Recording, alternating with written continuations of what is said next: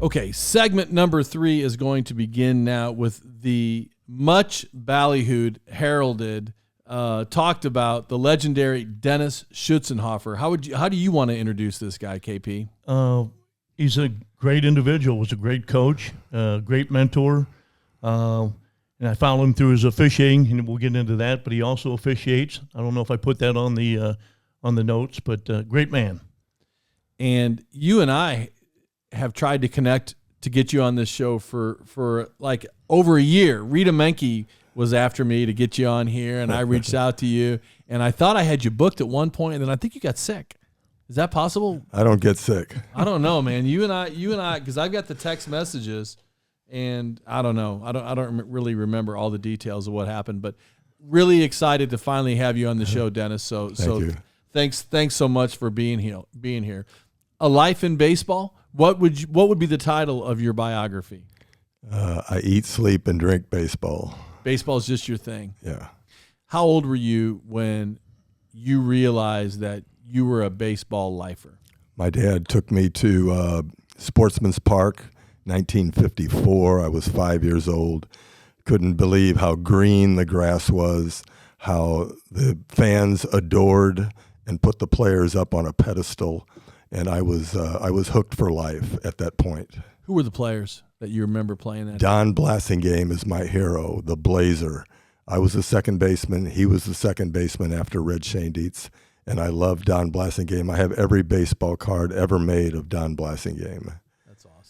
That's awesome. Yeah. That's so good. Joe Cunningham, Kurt Flood, Dick Grote, Darrell Spencer, Hal Smith, catcher, Kurt Simmons, pitcher. We weren't very good in the 50s, but No. They were gods to us. Or the 70s. I was a kid in the 70s, and 70s Cardinal Terrible. baseball was. Jack Buck said he was embarrassed of the Cardinals in the 70s. Those were some truly awful teams. There weren't any TV broadcasts back then, so when you went to Busch Stadium, they were like gods. They were up close. I had my grandfather got us a couple tickets behind the dugout one night, and I was in heaven seeing these guys who I just heard on the radio, but there they were live in person. They were gods to me. And where did you grow up, Belleville? Fairview Heights, Fairview before it was a city. Nothing but cornfields and cow patties. And where'd you go to high school? Belleville Township High School before they split. Okay. 4,000 kids in school right before they split. Wow. So you went to a very 1,087 in my graduating class. Holy cow. So over 4,000 at Yeah. Belleville Township High School. Yeah.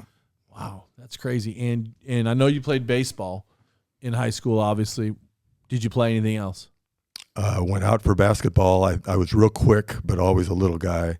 Never had any real good coaching in grade school or anything. So I remember I was the last guy to get cut my sophomore year from basketball. Mr. Turner cut me, Jerry Turner. There were guys better than me, but I was just always a little guy until my junior year. And what year did you graduate? 1967. 1967. And, describe Belleville Township High School in 1967. Great place, great teachers. That's the best 4 years of my life. I went in as a little skinny kid that had no confidence in himself and came out captain of the baseball team with my white letter. I'm so proud of that as the captain, and had some great teams. Played Legion ball for state championship team those summers.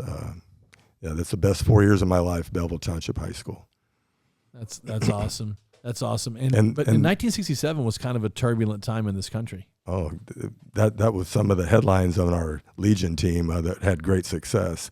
Is amidst all the protests, the Vietnam protests and the riots in Chicago and everything, came these 18 kids out of the farmland of the Midwest and won a state championship. And that was kind of the storyline of the newspaper articles as we progressed up American Legion baseball. And after high school, you decide what? Next step for you was going to be college? Yeah. I was a pretty good student. I have an unusual story. I did not play college baseball my freshman year because I was overwhelmed. I forgot about that. I was overwhelmed with calculus, calculus-based physics, chemistry, engineering drawing. I took a pre-engineering path at it's BAC then. It's now SWIC. Yeah, so I was overwhelmed when tryouts started, so I did not play freshman baseball. But your sophomore year, you did. Sophomore year, I did. Had a real good year. Led the team in hitting, and that's when I really gained confidence as a hitter. Up until then, I'd just been a nice fielder and a 250, 300 hitter. Nothing special. What do you think flipped the switch for you, so to speak? Growing. I got bigger, started lifting weights. Yeah, I wish I would have started lifting weights in high school. That was nobody lifted weights back then. Baseball players, yeah. Yeah, the thinking was if you're a baseball player and you lift, you're gonna get all tight, muscle bound. Right, you're exactly. Not gonna be able to throw and swing the bat properly. Yeah. And so you're on the engineering track, and after after SWIC, where do you head next? I went to SIUE and surprised at Roy Lee. I had no confidence in myself or anything. And Roy Lee knew who I was and said, "You're my second baseman for the next 2 years." And that's what happened. Oh yeah. So did he recruit you out of SWIC? No, he didn't recruit me. I just went there. I was a chemistry major, and I went there and I got my chemistry stuff. And then I saw the thing about tryouts for baseball, having a meeting in the fall of 1969, and I went, and he greeted me like a long lost friend. I'd never met the guy. Wow. Yeah. So he knew about me, and that surprised me. Was Champ Summers there then? He was, but not as a baseball player. He was a basketball player. But he came out my senior year, and he was one of the leaders in the nation of home runs in Division II baseball. It's a great story. I got stories about Champ Summers I can't tell you. Good stuff. Well, he's a Granite City guy, so my dad told me a few Champ Summers stories. So what was it like playing baseball for Roy Lee in 1969 and 1970? He's one of the best motivators I've ever played for, and I've played for some great coaches, Boots Buddy and Barney Elser and so forth. He's one of the greatest motivators, positive. I remember one time down in Tulane, we were playing Tulane on a spring trip. It was raining outside. Forecast was for unbelievable rain the rest of the day. We were all down in gym shorts, just got out of bed. We knew we were going to go back to bed as soon as breakfast was over. Roy comes down in full uniform with a maroon dickie on, the little dickie. They had a turtleneck and everything, and his gloves sticking out of his back pocket. He says, "There's a patch of blue up there, boys. We're going to play. We're going to play today." And we never did. But he was positive like that. That's the. Was he kidding? Was he trying to be funny? No, he was serious. He's serious. He's the biggest bullshitter of all time. And his son Bill is the same way, and that's why he's the president of the Frontier League. I think Bill was more so. Oh gosh, yeah.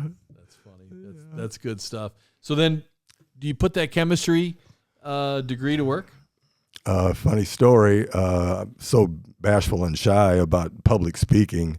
I had to go into the Army as soon as my deferment ran out in 71. I graduated with a degree in chemistry. I just thought I'd work in a lab somewhere. I kind of like that stuff and everything. I really don't care about chemistry. It just came easy to me. So I had about 6 or 7 friends that we took all of our science and engineering courses together. I just followed them up the line, and all of a sudden I got a degree in chemistry, but I have no idea what I want to do with. So I spent some time in the Army, basic training. When I got done with During Vietnam. I'm sorry? During Vietnam era. I was in an assault helicopter group, and we never got called up. It was the reserve unit. Unbelievable, out of Parks College down in Cahokia. We had all kinds of Hueys, UH-1 Delta models, UH-1 Charlie models. We never got called up. We were so scared to death because we thought we would be one of the first units to get called up. Wow. So I got done with my basic training. And my wife, when I was near end of basic training in AIT, she called and said, Dr. Patrick called from SIUE and wanted to know if you're interested in a teaching assistantship at SIU while you get your graduate degree, your master's degree. And I took a big gulp. Teaching assistant? I'm standing in front of people, public speaking, that's not me. And I finally got my guts up and tried it, and I learned a very valuable lesson about public speaking. If you know your subject matter and you're well prepared, you should not be afraid of any public speaking. Know your subject matter, be well prepared. There's nothing to be afraid of. And if somebody asks you a question you don't know, just say, I'll find out and I'll get back to you. And I was hooked on teaching at that point, but I didn't have any education courses at all. So me and another buddy in the same boat took all of our undergraduate education courses. We were graduate students, you know, we're 24, 25 years old, and we're in there with 18 and 19-year-olds. And I got a couple stories I can't tell you. Just about studying study groups that we were involved in with some young students. You have to save those. Let's talk about golf for a second. Located northeast of Edwardsville. Why do I say stuff like that? Those are wonderful memories for me, though, yeah. Located northeast of Edwardsville, Oak Brook Golf Club is a family-owned 27-hole public golf facility, and their goal is to offer the highest quality golf experience for a reasonable fee. Oak Brook is consistently recognized for awards such as Friendliest Staff, Best Course to Host a Fundraiser, and Best Senior Scramble in the bi-state area. From fundraisers to leagues to instruction to an afternoon out on the links by yourself or with your friends, the Brook wants to win your business. I've personally played and hosted multiple golf scrambles there, and I promise you Mike Surrey and his staff are the best. To book your next tee time or to start organizing your next fundraising scramble, give them a call at 656-5600 or check them out online at oakbrookgc.com. And whether you're an athlete or a parent, you know it takes the right equipment to play your best. At Play It Again Sports Edwardsville, you can trade in your used gear for cash or trade up to something you like better. Not only will you save with affordable used gear, but they also supply the latest new equipment and accessories from the most popular brands. Hockey, baseball, softball, pickleball, tennis, wrestling, exercise equipment, golf, you name it. And remember, they do custom uniforms and apparel for all sports and teams. Go see Dan Brynjolfsson at Play It Again Sports Edwardsville and tell him I sent you. So how do you wind up at Belleville East? Well, let's see. Right after I got my master's degree and I took my education courses, I got a chance to student teach at Belleville East High School. Knew everybody. What year did they split those two schools? What year did they split Belleville Township? Fall of '66, but they kept the senior class together because. Okay. Yeah. So I lived in Fairview. I should have gone to Belleville East my senior year, but they kept the senior class together because we had been together 3 years. They didn't want to split us up. So the first years at Belleville East only had freshmen, sophomores, juniors. There were no seniors the first year of existence of Belleville East. Oh, cool. Mm-hmm. You started at Belleville West, though, correct? Well, it was just he started off at It was named Belleville West my senior year. Yeah. So I was the first graduating class from Belleville West High School. But he went to Township for the first 3 years. Township for 3 years. That's For right. the first 3 years. Yeah. But how do you wind up teaching? Well, great story. I've got a master's degree in chemistry. Got a great resume. Got my resume out to every high school within 50 miles, but nobody needed a chemistry teacher. I had some offers for like a science teacher at a junior high in Alton and Highland and things like that. And I'm the luckiest guy in the world. I've been in the right place at the right time my whole life. 1 month before school started, August 1st, Jerry Turner calls at Belleville West and said, we just had a resignation of a chemistry teacher, and we need you, and we want you to also take Herschel Johnson's place as underclass basketball coach. And that's the biggest turning point in my life right there. So you start off coaching basketball. Start off coaching basketball under Roger Miller. He's one of the 3 or 4 people that I admire most in my life. Great coach, honest person. There's not a dishonest bone in his body. Great human being. Yeah, I had a great time under him, and I cherish those times. I learned a lot from Roger. And then you wind up coaching baseball after how many years? Yeah, after 2 years, one of the baseball coaches retired or resigned or something, and I got the sophomore baseball job, which I held for the next 17 years. Great experience under Chuck Ossenstab, and Roger Miller was the assistant coach to him. Great memories, and we had a Granite City sophomore tournament every year. That was like our state tournament, and it was always either us in Granite City or us in Belleville East in the finals. We treated that like a state tournament, and wonderful memories with those. And yeah, I had a bunch of special pickoff plays that I learned from Dick Swift at SIUE. He was the grad assistant then, And I put in those pickoff plays and things like that, little innuendos, baseball with my sophomore team. And we just razzle-dazzled teams. My records were like 21-2, 24-1, stuff like that every year because I had great talent. And plus we did all the things right that you needed to win on the underclass level. Did you become the head coach?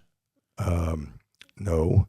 In 1993, Larry Patton retired at Belleville East along with his whole staff. The whole staff retired at the same time, Jack Burke and Norm Fink. I got a call out of the blue from Dennis Bechtold on Easter Sunday saying, we'd like for you to come over and apply for the interview for the job, head coaching job. And I immediately went. My son was a junior then at Belleville East, the other school. So I immediately went in and tried on his Belleville East uniform just to see what it would look like. And I went in for the interview, and they said, there's no need, for even be here. We're going to hire you. So, and I had one request is that I went over and taught there.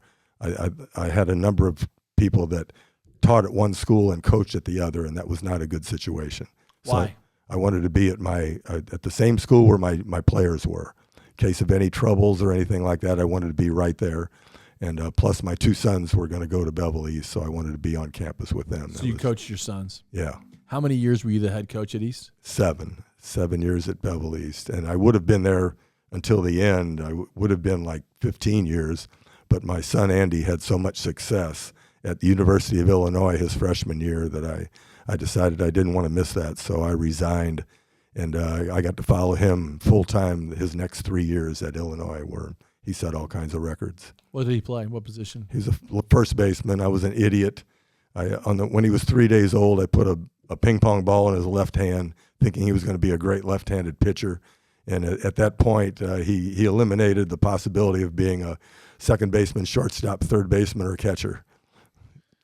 I could shoot myself for that decision when he was 3 days old. And Dennis, didn't he go into the Cardinal organization? Yeah, he got drafted by the Cardinals after his senior year and had real good success. Got double promoted from rookie ball up to high A, and spent 2 years at Springfield in Double A, a half a year at Memphis Triple A. He was teammates with Skip Schumacher and Adam Wainwright back in those days. Still has Jason Mott was his real good friend. Kyle McClellan, those guys are all good buddies, yeah. And then you wind up in the Cardinal organization. Yourself, you got a couple World Series rings on. Yeah. So you yourself, how did you make the connection with the St. Louis Cardinals? I knew all of the batting practice pitchers, and that was one of my goals when I retired. I thought I could throw batting practice. Everybody that I've ever played for me said, Coach, you throw the best batting practice of all time. And I knew I could do it. I just didn't have a lead in a contact to get into the organization. And so I'm sitting there with my buddy Doug Cooper one day, and he says, "Well, I can get you a contact. I've got a buddy of Dave McKay's that will get you a tryout down at Busch Stadium." So that contact got in touch with Dave McKay, and I remember my principal Jerry Raines coming into my classroom one day and said, "You just got a call from the St. Louis Cardinals. They want you to call them immediately." This was like February of 2001. And I called up, and Dave McKay was on the phone and said, "We want you to come down here for a tryout. My buddy says that you're okay and that you're worthy of a spot." So I knew all the guys there, Darren Hendrickson, Bobby Hughes, Mike Villa, Larry Frank. I knew all those guys because they were good baseball people, and a lot of them are Metro East people. Yeah. Okay, so obviously, if you're going to be a good batting practice pitcher, you got to throw strikes, right? You're a little stressful. Yeah, you better throw strikes or you get fired. But what else does it take? It takes It takes a guy who throws a straight ball. You got to throw it straight. It's funny you say that. I'll talk later on about David Freese. I was kind of his personal batting practice pitcher down the stretch because I had a little cutter. I threw a cutter. I couldn't throw the ball straight, something with my arm angle or something. But he liked a little spin on it and a little cutter away, and he would take me to right field all the time. And I'm very proud of having a good association with David Freese down the stretch in the years that he was with the Cardinals. So then you wind up being a batting practice pitcher? Well, how old are you when you started being a batting practice pitcher? 57, 58, something like that. Yeah. It seems. I threw till I was 69, 70. Yeah. It seems a little old. I am in great shape. That. I can't explain it. I throw physically correct, I guess mechanically correct. I've been throwing since I was 4 years old, rocks, bottles, snowballs, sticks, everything, mud balls, anything. And I guess I have a good arm, a strong arm. No injuries. No injuries, never. Your shoulder doesn't hurt at all when you pitch? The back blade, the shoulder blade will get tired when you throw 125, 130 pitches a night, but never any arm problem or elbow or anything like that, never. And I'm a physical fitness fanatic. I lift weights all the time, so, yep. Staying active. I'm 77 right now and feel like I'm 18. Really? Yeah. Still basketball officiating. Still basketball officiating, about 5-6 nights a week because we got a big shortage. Diet? Are you specific in what you eat and sleep and all that kind of stuff? Oh too? yeah. I know all. I've done all the research and listened to all the gurus about how to stay active in your later years. So early bed, plenty of sleep, hardly any sugar in my diet, just all fruits, vegetables, and lean meats and things like that. Yeah. Good for you. It's pretty easy. And then you wind up the replay coach. Let me talk about one other thing. Go for it. My first group, I went down to Busch Stadium for the tryout, and it was a cold, rainy day just before opening day 2001. I thought I'd throw to grounds crew people or ushers or anybody just to see if I could throw strikes. And the first guys I throw to up there is Fernando Vina, Placido Polanco, Edgar Renteria, and J.D. Drew, and I'm scared shitless. And I remember the first throws. It was cold and rainy outside. I couldn't get loose, and we were taking batting practice, and Darren's out in center field, and Bobby Hughes, all my friends, and I'm throwing balls into the dirt and all over the place. And finally, Dave McKay came out and just said, "Slow down a little bit. Slow down. You're fine." And I finally got to be where I was throw strikes and everything, and I threw to those guys. That was my group for a long time that first year. Yeah. Crazy. So how do you wind up the video official? Yeah. As soon as, I guess it started in 2008. I had retired 2007. I retired in 2006. And Dave McKay just came up to me and said, would you be available to go on the road with us? And I said, yeah, you bet. And so they started taking me on the road in 2007 as a batting practice pitcher and just as a general guy. I got the baseballs ready. I took care of all the baseballs and everything. I had little odd jobs on the road and everything. And then when instant replay came in, at that time, Tony was the manager, and then Mike Matheny came in and kind of cleaned house a little bit. He got rid of some of the batting practice pitchers, and there were about 4 or 5 of us that still stuck around. We had 9 at one time. And Mike Matheny took a liking to me. I had thrown to Mike when he was a catcher for the Cardinals. He was one of the guys I threw to. So we were already had a good relationship. He kept me on there, and I kept going on the road with him. And then I forgot what year it was. I think it's 2012, 11, or 12, 13, 14. Instant replay came in, and he said, would you be interested in helping out with the instant replay with Chad Blair? Chad Blair's our video guy. He's fabulous. And I said, sure. And so I had to take a little 2-week session down in spring training. They taught us all the ins and outs of the computers and what we had to do and everything, and what all the buttons meant and everything. It was a little different than a regular typewriter that you have on your home computer. So I learned that, and it was on-the-job training the first year. I remember it involved a big old TV screen. There are 15. It's split into 15 little different angles. There's 15 different pictures on that screen. And when something occurs, a quick play or something, you have to quick stop the action, look at the screen, and figure out which one of those is the best angle. And all that time, the bench coach was David Bell and Mike Aldretti. They're saying, "What do you got, shooter? What do you got, shooter?" My nickname on the Cardinals was the shooter. So that in my ear, I'm saying, "What do you got, shooter? What do you got, shooter?" And you got about 30 seconds at the beginning. Now it's a little bit longer. They give you 45 seconds or a minute to figure out if you want to challenge or not. But I remember the stress at the beginning there. And there was one time where I missed something that cost us a game. and Mike Matheny was really mad at me. Yeah. And I wasn't the head guy. It was Chad Blair. He's our video guy. He makes the final decisions on all that stuff. I'm the one that just got him in the right place on the screen and everything. Gotcha. Yeah. And you're not doing that anymore? No. They quit taking me on the road in 2018, 2019. They got a a video guy to do what I did and everything. So I just became kind of a dinosaur, but I still threw batting practice at home games after that. So no more batting practice though now. Not now, no. 2021 was my last year. Okay. Yeah. Not that. I could still do it though. I have a freshman grandson at Lafayette High School, and I throw batting practice to his summer team. 14 guys every game. I throw all the batting practice. Really? I just threw Saturday night. We have events at Busch Stadium, and they call up some of the old batting practice pitchers and ask us if they want to throw to just general people, citizens. And I have all kinds of abilities, from ladies that can't even swing to guys that played college baseball. And I just threw Saturday night. I threw for about half hour or so. And your goal is to make contact, obviously. You're not trying to. Oh, you don't strike out anybody. Yeah. Yeah. All right. And you were this guy's basketball coach? Absolutely. Yeah, he's good friends with my brother, Scott. They both went to grade school together. And when I was in junior college, they just needed a basketball coach. They were fifth graders, and we played down at St. Patrick's in East St. Louis every Saturday morning. I'd coach them. I didn't know what I was doing. I just put in the right guys and everything. We had a good team. So was he one of the right guys, or was he one of the guys that you had to leave on the bench? KP, he was our star. He I'm not just saying that because he's here, but he was a real good player. Yeah. There you go, KP. He was the star of that team.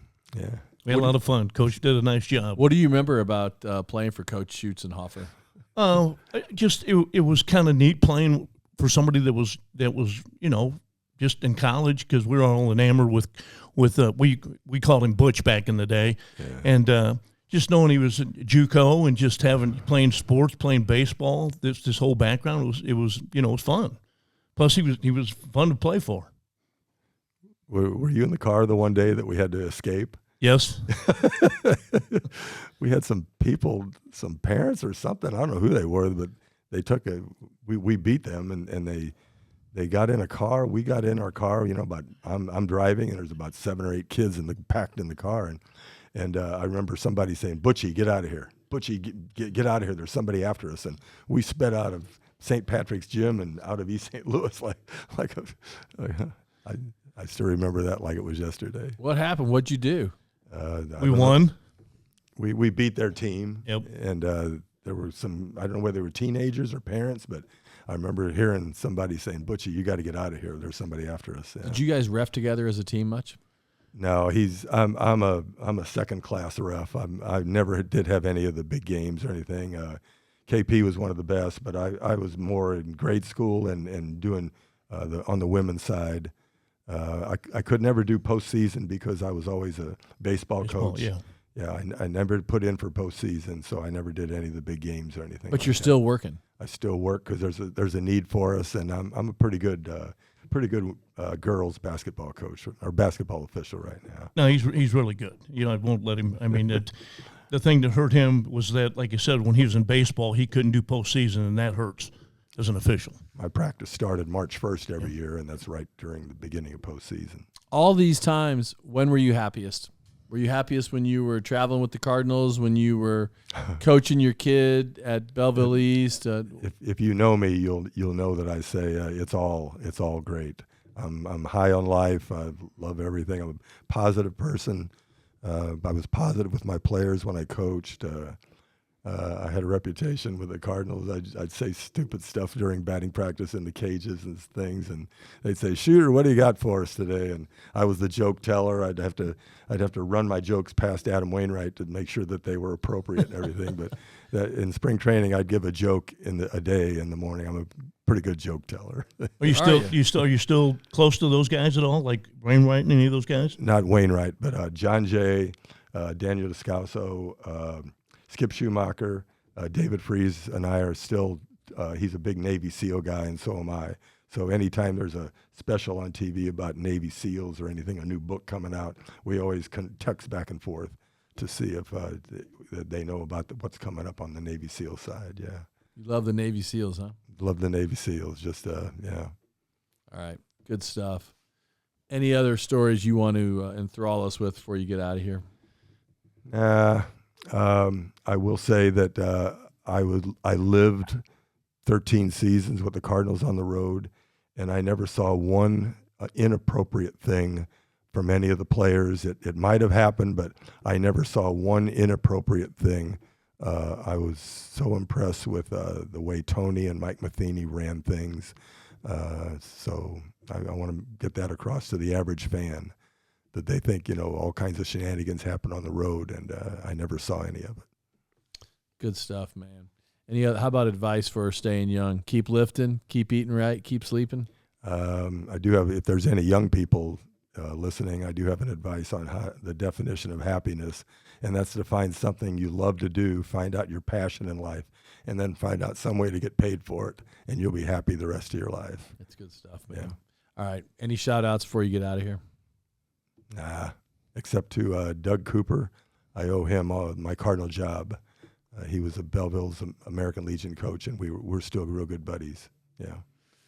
All right, KP, big show tonight. I'm glad we were able to talk baseball, softball, soccer in the beginning, and then we had Coach Battis in here with 3 of his stars, and that was a lot of fun. And also Levi was in here too to join us for that. And then we had to finally got Dennis Schutzenhofer, the legendary, the Belleville legend. We got him sitting across from 2 Belleville legends tonight. I do have a shout out. Go ahead. I want to shout out to Darren, all my batting practice buddies, Darren Hendrickson, Bobby Hughes, Mike Villa, Larry Frank, Dr. Gary Woods. He's a veterinarian in St. Louis. He played for the Mizzou Tigers, a batting practice pitcher.